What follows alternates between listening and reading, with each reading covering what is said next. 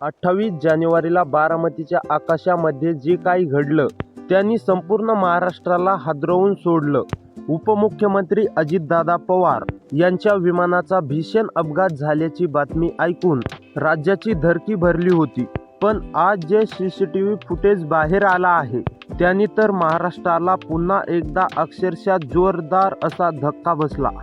या एका व्हिडिओने अपघाताच्या मागे दडलेलं खरं सत्य या ठिकाणी समोर आणलंय आणि ते ऐकून कानाखाली पडल्याशिवाय राहणार नाही.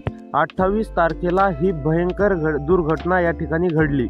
29 तारखेला शोकाकुर वातावरणात अजितदादा यांना अंतिम निरोप या ठिकाणी देण्यामध्ये आला.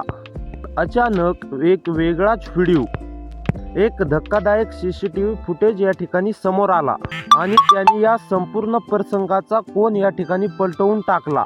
हा निव्वळ अपघात होता का की मुद्दाम केलेला घातपात होता? खरं तर अजितदादा यांचा अपघात कशामुळे झाला?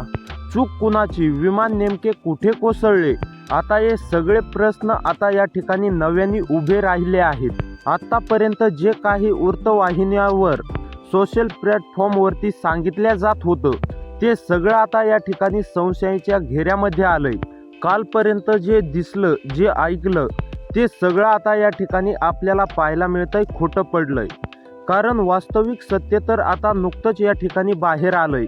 सुरुवातीला या ठिकाणी असं म्हटलं जात होतं की दाट धुक्यामुळे धावपट्टी या ठिकाणी दिसली नसेल किंवा विमानाच्या इंजिनमध्ये काहीतरी तांत्रिक या ठिकाणी बिघाड झाला असेल.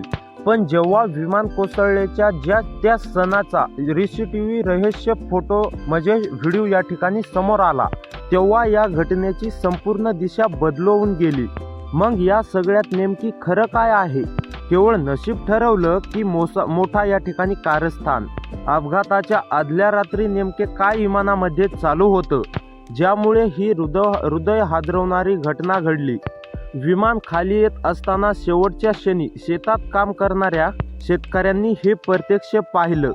त्यांनी सांगितलेला तो डोळ्यासमोरचा अनुभव ऐकून महाराष्ट्र आजही थरथरते आहे. विमान जमिनीला टेकण्याच्या आधी 5 ते 10 सेकंदात वैमानिक टावरला मेडे मेडे असा वैमानिक कॉल करतो. पण या प्रकरणामध्ये कोणताही आणीबाणीचा संदेश दिलेले आढळलेले नाही. ही गोष्ट सर्व महाराष्ट्रासाठी चिंतादायक आणि धक्कादायक आहे. मग या विद्वानाच्या पडद्यामागे नेमके कोणते गुण दडले आहेत? निव्वळ दुर्घटना की पूर्णनिवीस कारस्थान?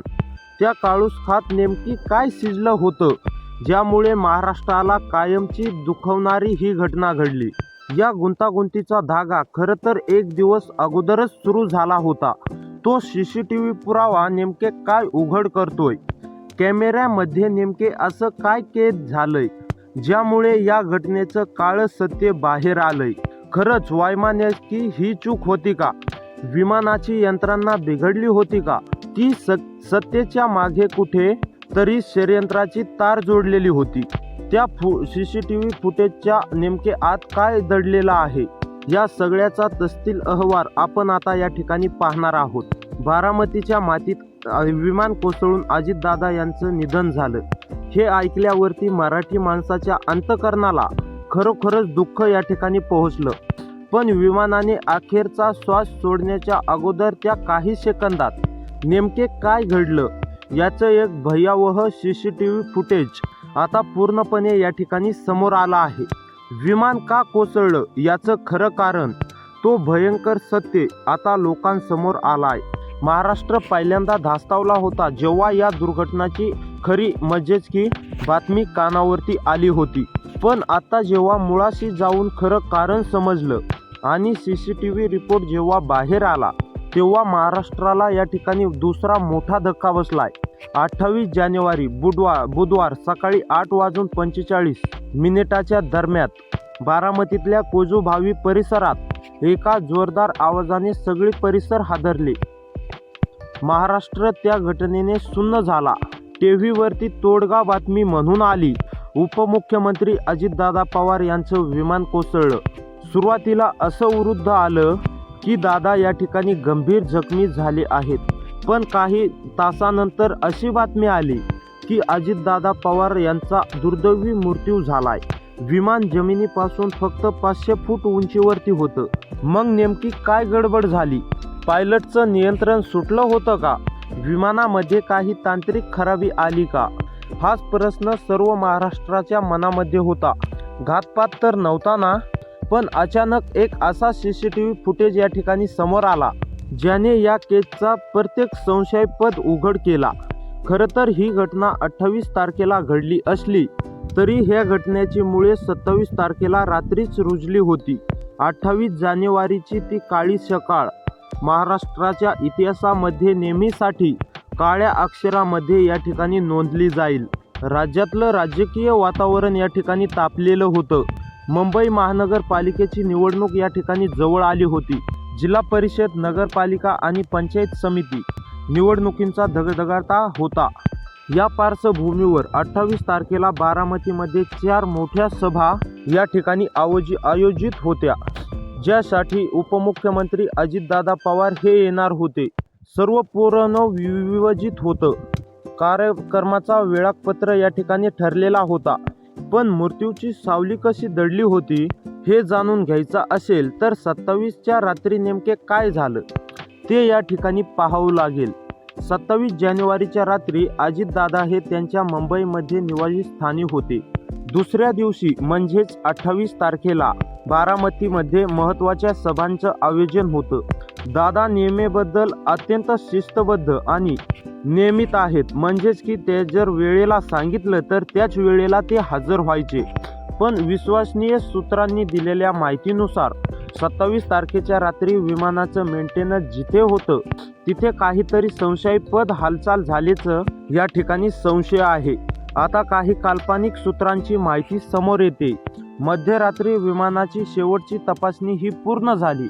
त्यावेळी सगळं या ठिकाणी ठीक होतं का कोणीतरी जाणून बुजून विमानाच्या यंत्रणेशी छेडछाड केली?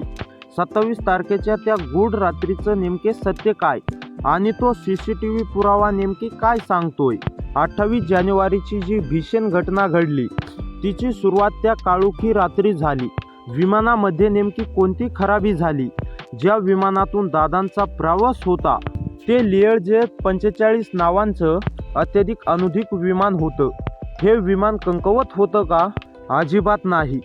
विमान वाहतूक क्षेत्रात याला लॅम्बोर्गिनी असं म्हटलं जातं, कारण या विमानाचा वेग 708 किलोमीटर इतका आहे. मुंबई ते बारामती हे अंतर हे विमान केवळ 20 ते 30 मिनिटांमध्ये पार करतं. हे विमान 71,000 फूट उंची या ठिकाणी गाठवू शकतं. आपल्याला वाटलं होतं 28 तारखेला सगळं या ठिकाणी योग्य रीतीने होईल. विमानात अजितदादा बरोबर त्यांचे सुरक्षा अधिकारी विजीत जाधव, पायलट कॅप्टन सुमित कपूर, को पायलट कॅप्टन सुनीप श्यामली पाठक आणि कर्मचारी पिंकी माने होते.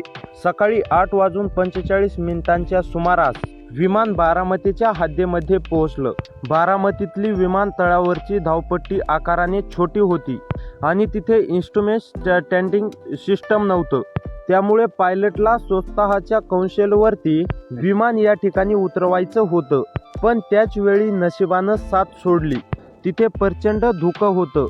दृश्यता अत्यंत कमी असल्यामुळे पायलटला धावपट्टी बरोबर दिसत नसल्यामुळे हा अपघात झाल्याची माहिती समोर येते. त्यामुळे पायलटला परत एकदा विमान उडावे लागले आणि परत पायलटने कोशिश केली की धावपट्टीवरती विमान न्यायचे. परंतु विमान एकदा नियंत्रणामधून बाहेर पडले त्यामुळे विमान क्रॅश झाले आणि अजितदादा यांचा मृत्यू झाला. धावपट्टी बरोबर न दिसणे